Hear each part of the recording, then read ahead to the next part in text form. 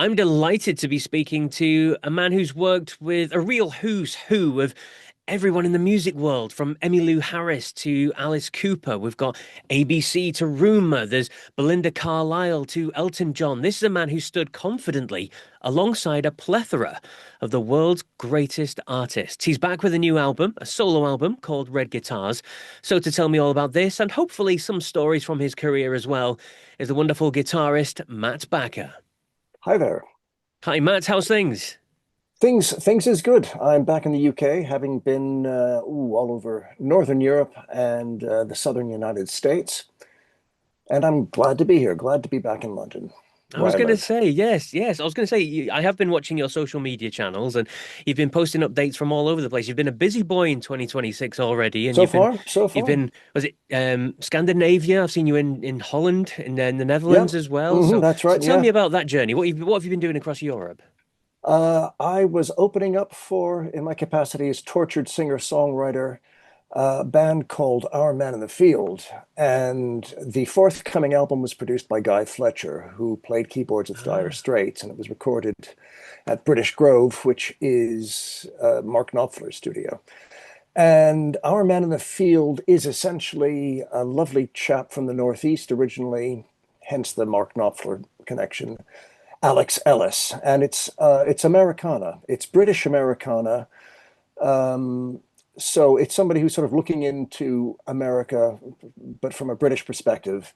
And I'm an American who's lived in Britain for a long time, so it's a nice fit.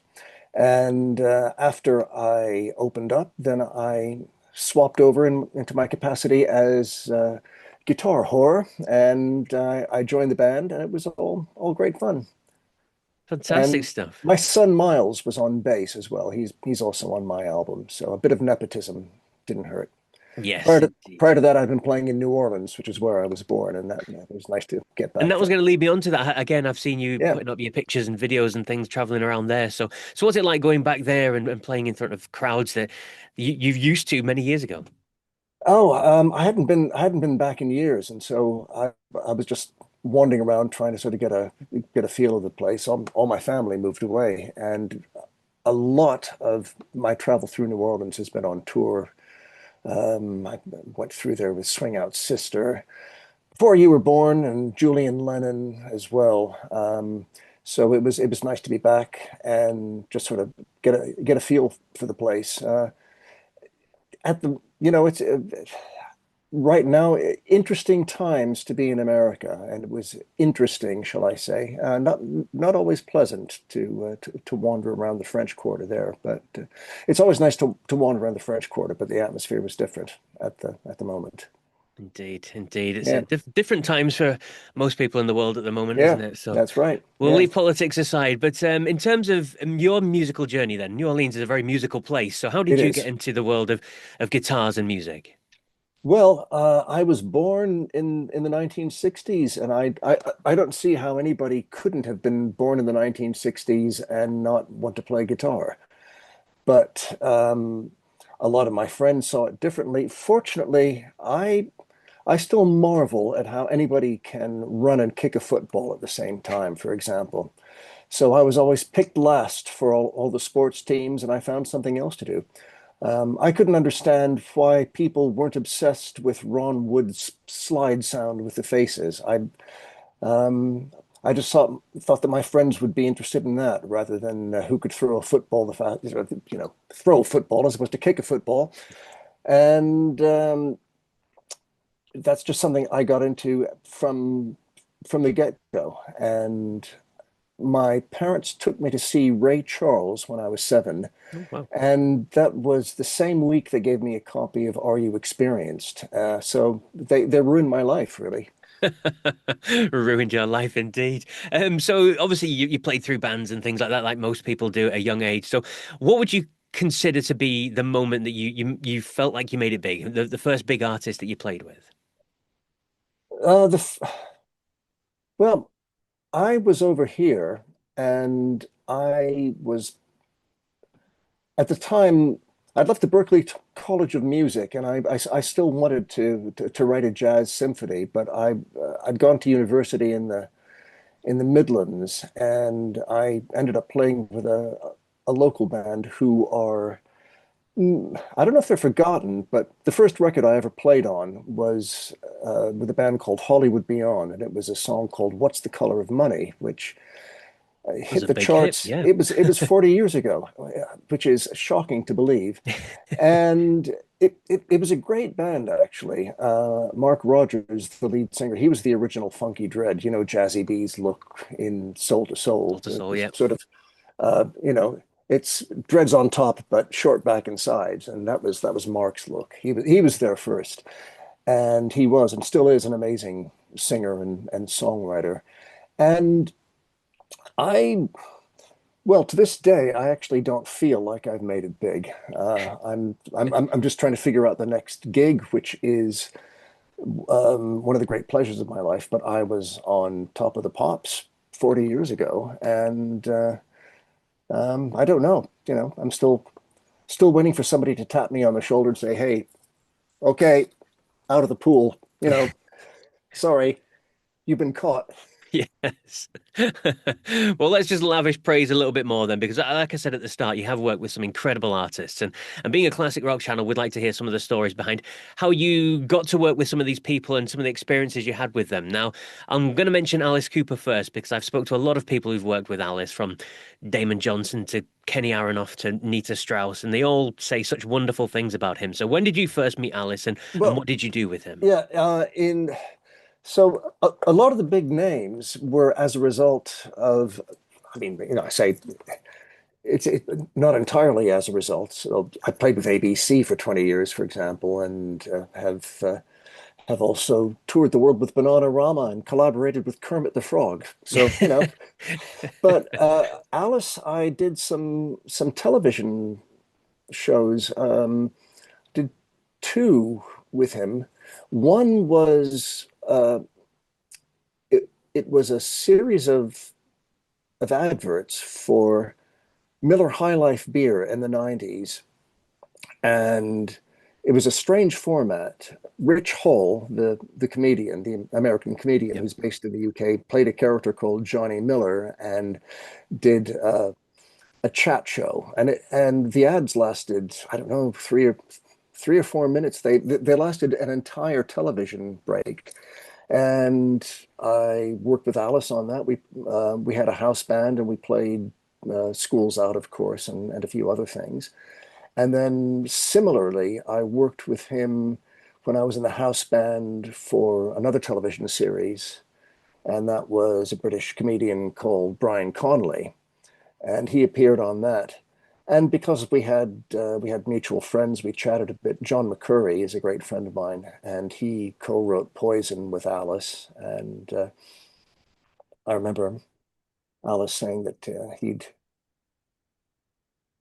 maybe I shouldn't say this. Maybe you should edit this out. He'd figured out he'd he'd figured out a mathematical formula to calculate the age of John McCurry's next girlfriend, which is always a certain percentile that was younger than him. But Alice, he still lives in Paradise Valley in Arizona, which is where my parents got married. So we also talked about all of that. And his hands are incredibly calloused. You shake his hands, and this is a man who plays 36 holes of golf all day, Hmm. every day, Yeah. and is charming, funny, and still doing it. There's this new Fantastic. documentary which just came out about the Yardbirds, and he appears on it a lot. And you can just see and feel his enthusiasm for music and what he doesn't know about old Yardbirds, but I'm a huge fan of. Probably isn't worth knowing.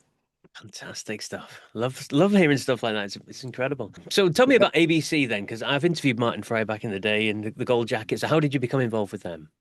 I had finished a tour with Julian Lennon, and who I'm still working with, still in touch with. We did some recording just towards the end of last year, and that came out at the start of this year. And please check it out. It's an EP called Because. There's 4 tracks on it, and it's Julian and his long-term collaborator. I was going to say corroborator. Yes, he corroborates everything. he was there. Justin Clayton, who's also a wonderful guitar player and producer. And I'd come back to the UK and decided I had enough of being on the road. And then my friend Andy Hamilton, who's a sax player, he played with George Michael and Duran Duran. He's responsible for the sax break on Rio. He just rang me up and said, "Need a dep for a gig. Are you available next week?" And I said, "Oh yeah, why not? I'll just go along and do this one gig." And that was one gig which lasted 20 years. And yeah, we went all over the world, various iterations of ABC. And at one point, we had Nick Beggs in the band, another wonderful musician, bass player, who has played with Steve Hackett and, of course, Kajagoogoo, but he's been with Howard Jones for a long time. And one of the fun things is being able to collaborate with other great musicians. Yes, definitely. Yeah. Now, speaking about collaborating, your new record, then let's talk about this because you do have some of your friends involved with this. We'll put it Yeah. that way as well. So Yeah. tell me about Yeah. this record and the people that you've got involved with it too.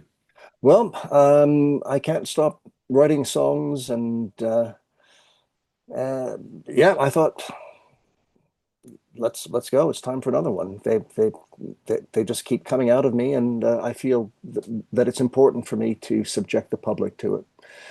And this is due out tomorrow at the point of recording. It's tomorrow, so at the point this, you lucky viewers get to see this, then you can check it out. Red Guitars is the name of the album, and it's songs of love and hate and pain and longing and loss and guitars.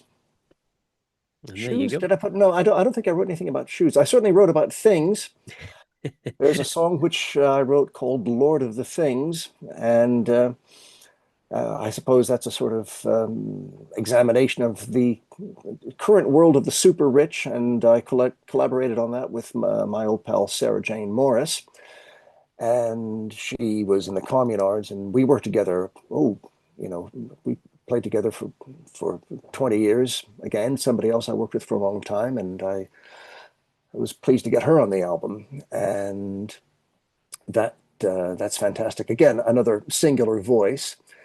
And she is a basso profundo. You might remember "Don't Leave Me This Way," which was number one again 40 years ago. It's amazing to talk about this, and I admit it. I'm ancient, and I'm pleased to have pleased to still be around. And if you remember "Don't Leave Me This Way," she sang the basso profundo parts, and Jimmy Somerville sang the high parts. Yes. And that's somebody else I've had the privilege of working with, Jimmy Somerville, another lovely man. And Sarah's got a rich, powerful voice. She also has a new album out called Sisterhood. There's two volumes. Sisterhood 2 is coming out imminently, and I urge all of the listeners and viewers to check that out. And I roped her in on a song called "Lord of the Things." And then to complete the opposite end of the musical scale is my old friend Marcella Detroit. And she sings a duet with me called "Your Mind is on Vacation, but Your Mouth is Working Overtime." And that's also a comment on the current climate. But the song itself was written in 1961, I believe, by Mose Allison, a great blues and jazz artist, singer, songwriter, performer. And, he tells the truth. He told the truth. And Marcy, she gets up to the high notes. Between them, they both have 5 octave ranges. And so between Sarah and Marcy, I think you have an entire 88 key piano at your disposal. And they're both wonderful artists, songwriters, singers, and performers as well. And for those who remember Marcy as Marcella Detroit of Shakespeare's Sister, and her number one single, "Stay," which seemed Yep. to be at the top of the charts forever in Forever. Yep. 1991. You might not know that she's also Marcy Levy, who wrote "Lay Down Sally" for Eric Clapton. She was in Eric Clapton's band for many years and performed with him at Live Aid. There you So, go. yeah. And she's amazing. She also played the harp solo on that. There's a blues harmonica solo, and that's Marcy. She's a great guitarist, and a as we Americans would say, a kick-ass harp player. Fantastic. Tell us about the next big thing then, because you had a video up on YouTube that I watched, and that's quite interesting. You got the talk box in there as well. So That's tell it. us about that I then. think the talk box is going to be the next big thing. If not that, then the cowbell which That's it. opens the song. That's yeah, more cowbell. That's it. That's what I reckon. I've heard that before somewhere. I don't know. I No, no, never, can't never. picture That it's going to be the next big thing. it. So tell me about the video then, because there's clips of Rome and the Colosseum and things like that in there. Yeah, I was able to. I just had my phone with me, and I suddenly realized, if you want a big thing, uh, there's here's here's one that was prepared earlier. And I was doing some shows in Italy last summer, and I took some footage as I wandered around Rome, and then I gave it to a professional, and he stitched it all together and made me look like a grown-up, I think, I hope. It looked good to me. You mentioned at the start as well the fact that you do work with your son Miles, and he was Yeah. obviously on the record, and you play live with him. So how nice is that to be able to work with your son on an almost daily basis then? Oh, it's amazing. And he also is he makes his own records under the guise of Chief London. It's drum and bass, so it's electronic dance music, and I think it's only fitting that my son should be playing some music that I don't understand. Uh, I do understand it. In fact, I'm old enough to have been there when it was originating. But that's his passion. But he also plays great guitar and plays great bass, and being on tour with him was a lot of fun. Wow. Yeah. A question I like to ask people when they've got new records out, put them on the spot. What's your favorite track from this album then? I would probably say Slow Limousine because I'm pretty comfortable with being clever, and I think there's a lot of songs which are clever, and it may be harder for me to hit the emotional spot. And I've again played with people who are able to bring the audience to tears. I've brought the audience to tears on occasion, and then I've turned the amplifier down. And but it's seriously, music is moving, and I lost a dear friend of mine who your viewers and listeners might remember as Glenn Ponder, possibly my most famous um, association is with Glenn Ponder and Chalet. I'm a founder member of Alan Partridge's house band. Speaking of great house bands I've played in, yeah, playing for the great Alan, that was quite an experience. And we lost Steve a couple of years ago. He was a great friend and mentor. And although I wrote the song initially for Steve, Phil Spaulding, another great bass player, and he's played with everybody, Elton, and he was the bass player on Moonlight Shadow. Lost him a few years ago. Lost my father-in-law last year. I'm now at the age where I catch up with old friends at funerals, and so that song, it's a funeral song, and I hope that I hit some kind of a common chord because it comes for us all one day, and then who knows? We're left with the music, and so that's a song that I'm proud of. But I'm actually proud of all of them. And if you don't want something which is uh, that downbeat, then there's the title track, Red Guitars, which is a love song to a beautiful instrument. Indeed. And we all And my love wife's on guitars. that, so a bit of nepotism there. My wife and child. Why not? Why not indeed? Yeah, Matt, thank you so much for your time. I urge everyone to go out and get Red Guitars when it's available. It probably will be available by the time you're listening and watching absolutely. this. Yes, on all So the check it out. streaming platforms, and it will be available on vinyl. It's not officially available on CD, but maybe there's a few CDs knocking around somewhere. You never know. Check it out. Indeed. Get hold of a physical copy. And for Yeah. people to follow you, like I have been on social media the last few weeks, what's the best ways to keep in touch with what you're doing? Well, Matt Backer Artist on Facebook and on Instagram. TheMattBacker.com is my website. And yeah, just keep an eye and ear out. And if you're extremely unlucky, I'll be turning up at a town near you. And check him out if he does. Thank you so much for your time, Matt. It's Oh, been it's a my lovely pleasure. pleasure. Yeah.